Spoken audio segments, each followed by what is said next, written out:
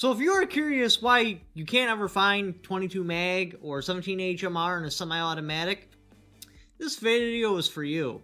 The question had actually come up in one of my videos, and I'm like, hey, I actually know the answer to this.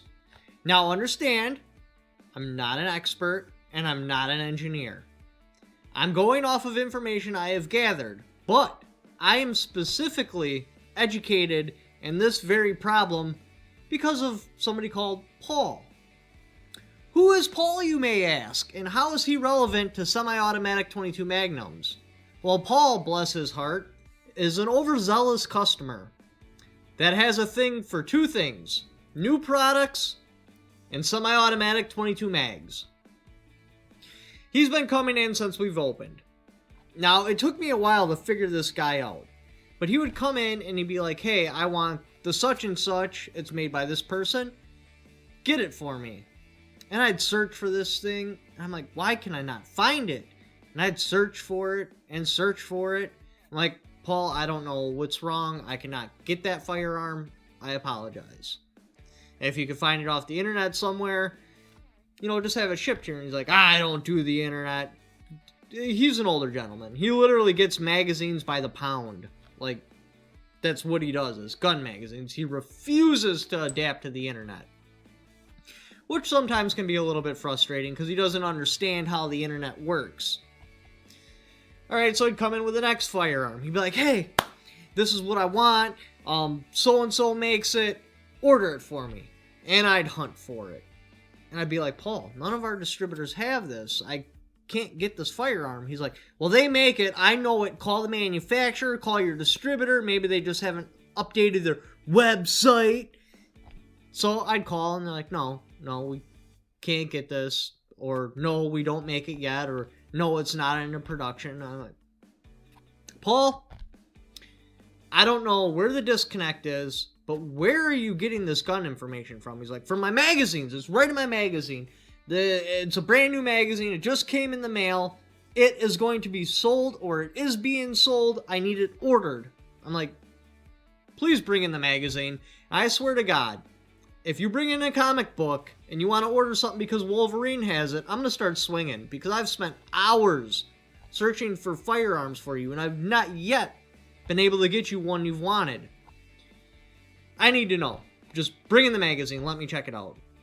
Well, he brings in a Guns and Ammo magazine. I'm like, oh, the magazine that was like, I.O. is going to change the face of AK manufacturing. They're made in America, and it's the new best thing since sliced bread. Those guys. So he flips to the article, opens it up. I'm like, Paul, this is a SHOT Show article. I have no idea why the general public has any interest whatsoever in SHOT Show. The only people that should have an interest in SHOT Show is investors, manufacturers, dealers, and distributors. Investors, because you're looking for that guy that has this concept idea and you want to invest in it. Manufacturers, because you're going there to try to sell your product to the dealers or get investors. Distributors and dealers. Now, this is important for distributors and dealers. For example, when I first got into the firearms world, I tried going to like Glock and stuff and ordering firearms. Mistakes were made, and I may or may not have made an ass out of myself because I didn't understand how things worked. So, finally, this nice lady from Glock broke it all down for me, so I knew what the hell was going on and what distributors were and where I can find distributors and how I should be ordering my firearms. Now, as I hit a certain point to where we grow to a certain size, then yes, it's beneficial for me to go to SHOT Show and go to a manufacturer and be like, hey, I want to order this many units, this is what I'm willing to pay, and this is what I want when I want it delivered. Now, because the reason it would be beneficial is, like, say I'm just sitting at the store trying to order that stuff, because of people like me, they put in buffers to stop you from trying to talk to somebody about something you have no idea what you're talking about. Because as ordering just 1 or 2 units, what you want to do is go through a distributor, because they buy on a mass scale. They break it down, so instead of just ordering 5,000 Glocks, I can order 5,000 different manufacturers This way I have a wider net to try to scoop in customers. Now when I hit the point to where I'm moving enough product to where it is beneficial to order 5,000 Glocks, because of people like me harassing the manufacturer trying to order Glocks when I'm only trying to order a couple of units, they have a whole bunch of buffers in there, so you'll probably never be able to talk to somebody that can actually sell you that type of inventory by going through the normal channels. They have you filtered out because you're just wasting their time. Now, if I go directly to SHOT Show, then I can pull out a suitcase full of cash and be like, hey, who the hell do I talk to? And they will see the said suitcase full of cash, know what I'm about, and then they will direct me to the proper person. But without seeing the cash in person, I could just be talking out of my ass. So that's why they put the filters in there. So that's why it would be beneficial for me. Now, as my audience grows, then it will also be beneficial to me because, like, say the 1887 trench gun, or the Black 13 project, or the BA Shredder, when I have an audience and enough buying power through you guys that I can actually make a difference, then it would be beneficial for me to go to SHOT Show, show them the prototype I got. Okay, this is what I want built. These are the specifications. This is the price range it needs to fall into. Who can do that? When can they be delivered? How quickly can you manufacture them? Because I've been messaging Armorlight over and over and over and over again, trying to get some sort of support on the BA Shredder. I'm going to start calling them soon. But I've never got a message back. Same with PSA. I was able to talk to somebody, but it was nothing. They were just a buffer to prevent me from talking to who it would really matter because of people like me when I first got my dealer's license. To the general public, SHOT Show is absolutely useless. It makes no sense for you to care about SHOT Show at all. Because the firearms that are there are concept ideas. They may be held together with super glue. The idea is to press the people that matter, dealers, distributors, investors, and see what they would be interested in getting, what they think they could sell to their customers. Yes, there may be some prototypes there that may or may not be able to actually function, but it doesn't matter. Until it's on the shelf, where you can pick it up and hold it, SHOT Show should not matter to you. And so I kept bringing in these SHOT Show articles, trying to buy stuff that was at SHOT Show that maybe years before it ever winds up on the shelf, or may not ever wind up on the shelf. So then once we got past that, his next obsession was 22 Magnum. He'd be like, oh, for sure, this one is being sold, it's been sold, this person did a review on it, I want this pistol, rifle, etc. Can you get it in 22 mag? And I didn't understand, because for me, 22 mag was 223. I didn't really see the idea behind going with just a slightly more powerful round. It made no sense to me, so I never ever screwed around with 22 mag, so I didn't understand it. So I'd call the manufacturer or distributor and I'd be like, hey, I want to order this rifle and I want it in 22 mag. Or this pistol and I want it in 22 mag. And they're like, well, we can't do that. That doesn't exist. Or, no, we're not putting that into production. Just shut me down instantly. I'm like, well, what the hell's the problem here? So I talked to several manufacturers. I've been on several internet forums, and I've gathered enough information to where I feel confident about talking about this particular topic. Now, again, I'm not an engineer or an expert, so there's some wiggle room. This is just information I've gathered that I'm relaying to you. This way you don't have to spend weeks upon weeks talking to manufacturers and surfing the internet trying to figure out the answer to the problem.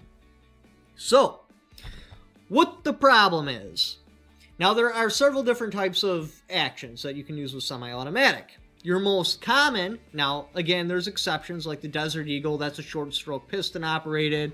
The M9, the whole barrel and everything kind of moves back a little bit, and then it operates. I don't even know what this is called. Then there's direct impingement, but typically, especially with this type of cartridge, you will run into two. You'll run into locking system, which works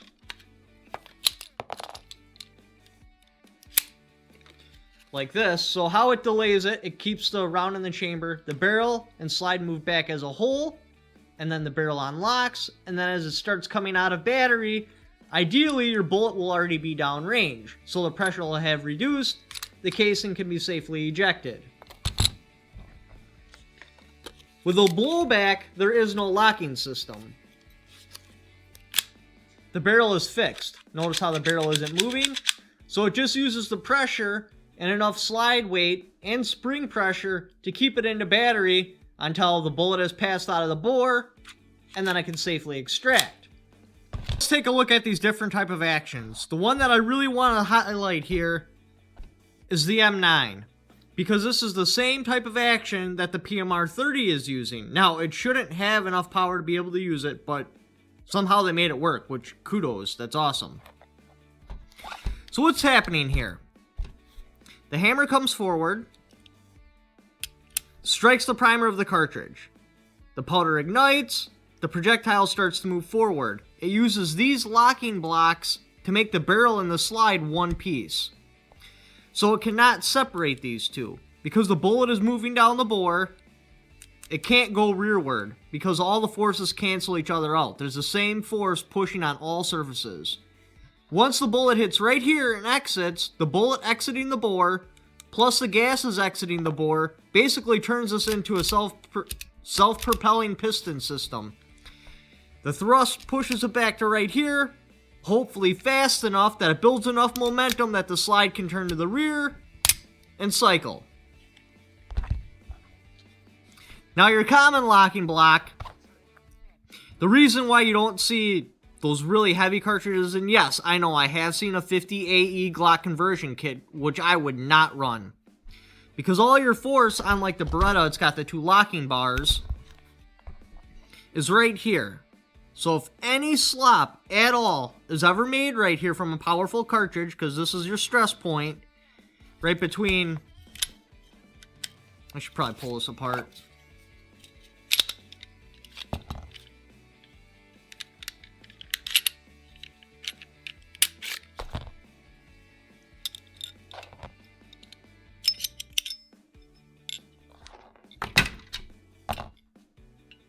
Right here on your slide, and right here on the front of the barrel.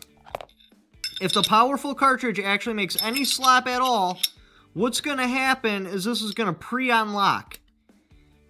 Because then the slide and the barrel won't be one piece. They will move independently. Just a little bit. It'll allow the casing to push back on the slide and build just a little bit of momentum, which can bring it out of battery. If it comes out of battery even a little bit, boom, it's going to explode right there if the bullet is still inside the barrel. Like, I've seen a lot of people argue that the locking block system is less accurate because the barrel moves while the bullet is still traveling down the bore. That's not true. Watch what happens. As soon as it starts unlocking, even a little, the barrel cants up like this. So if it actually moved, even a little, it would shoot all your shots really, really, really high. This thing would be incredibly inaccurate. Now this is the standard system that they try to use with 22 Magnum that works very effectively with 22 Long Rifle because it's simple. Like I said, I don't understand how PMR got this type of system to work, but they did. It shouldn't be possible, but they did. So what's going to happen here is the slide needs enough weight to keep this closed until the bullet exits the bore, and then it creates thrust, pushing back on the slide, ejecting the casing. Because if it comes out even a little bit, just a minute amount, the casing blows the side out, the explosion happens inside of your action. Very bad news. So it's got to have enough weight, then once the bullet exits, it scavenges that thrust, pushing on the casing. Slide comes back, ejects the casing, rinse, repeat. So what's the problem with 22 mag? Why can't we run it in a blowback, and why can't we run it in a locking system? Well, it just doesn't have enough power for a locking system. This takes quite a bit of force to react. There's a lot going on there. So we can't use any sort of locking system, so we're limited to blowback. Why doesn't it work in blowback? I mean, you can do 9 in blowback, you can do 45 in blowback, you can do 380 in blowback. None of those have a problem.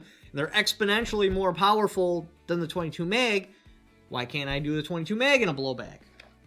Well, the first problem comes from the length of the cartridge. This is a 22 Magnum. It's basically twice the length of a 22 long rifle. Like, here's a 40 Smith & Wesson. See how long this is and how far the action would actually have to move? Because there's not a lot of power in here, you need to lighten up the slide in the springs inside of this so it's got enough power to be able to move the action this far. Well, what's going to happen, because it doesn't have enough power to push something really heavy, you hit a point to where you've lightened it up so much that it starts moving before the bullet has exited the bore. So what's going to happen is it starts coming out of battery, and it takes a hell of a lot force to just blow through the side of the casing than it does to continue to push the bullet down the bore. So your explosion happens inside the action instead of the bullet going down the bore. Or you heavy it up enough to where what's going to happen now is it's just not going to cycle, or it's going to short stroke. It's right in between having enough power to move up to a locking system, which would work on that. Like, for example, like I was saying earlier, the Desert Eagle is a short stroke piston operated system because you're usually using really, really high power, basically revolver cartridges. You can't use your standard locking block. It would just blow this open and the case would explode inside there. But there's enough power to where they tap the gas right at the end of the barrel, use a piston system, and that's how the Desert Eagle is able to use those really, really powerful cartridges. And that's why you don't see those really powerful cartridges in, like, a 1911 or an M9. Yeah, they made the, 357 in a 1911, but a 357 is barely powerful, more powerful than a 9. We have, like, the 10 mil, which is right in there. So that's why we're able to do it. So that's what the problem is. The cartridge is too long, and it would have to throw the action too far, but it doesn't have enough power to be able to do that reliably if you put enough spring pressure to reliably hold it closed until a bullet has exited down the bore. It's splitting the line, and that's the same thing with the 17 HMR. It just doesn't have enough power to be able to push a slide with enough spring pressure and enough weight on it to keep it closed long enough for the bullet to get out of the bore. And even like those older 22 mags that he would show me, I'd go look them up and I'd find a little note from the manufacturer. We have recalled all of these for safety reasons. Or you'll just see 100 videos saying, oh, this thing doesn't cycle reliably. It's literally at the point with a 22 mag or a 17 HMR where it's irresponsible to make those in a semi-auto because they're not going to work. And if you do get them to work, you're straddling the line of what is and is not safe. I finally did wind up selling them a 22 Magnum. It was a Magnum Research, but they used some sort of gas diffuser.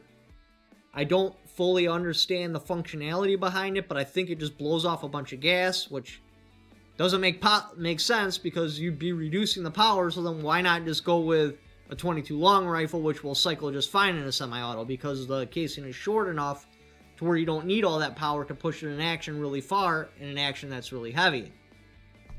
But they did it, and even on that one, they had warning stickers all over it, and it even said in the book, like, hey, you have to use this exact cartridge, otherwise it's a safety risk. They had to literally tune the rifle around a very specific 22 Magnum. Now, what's going to happen in like 20, 30 years when he's long gone and his grandkids have the rifle and they just go to the gun shop and buy 22 Magnum ammo, which may be less powerful and it's not going to cycle, or may be more powerful and it might detonate inside the action. Again, like I said, we're at the point where it's just simply irresponsible to make a 22 mag or 17 HMR in a semi-auto, and any company that does should be shunned. I mean, seriously, they just need to stay away from it because it's not a good idea. It is not safe, or it's just not going to work. If they're putting it out there, it's literally just to rope in the people that don't know any better. Anyway, sorry about that long drawn-out story, but if I didn't start with the nuts and bolts, you wouldn't get it. So, thank you for watching. Don't forget to subscribe, check out any of my other videos, click on the links up here, and if you'd like to help support the channel, there's always my Patreon.